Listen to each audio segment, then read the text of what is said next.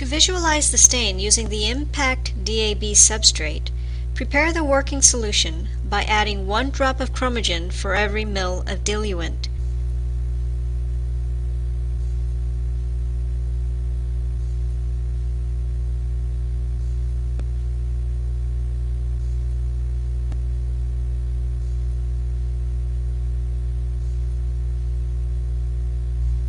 Mix well.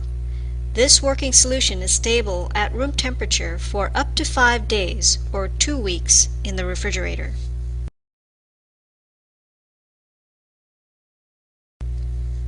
Cover the sections with a substrate and rinse the sections when the desired staining intensity is achieved.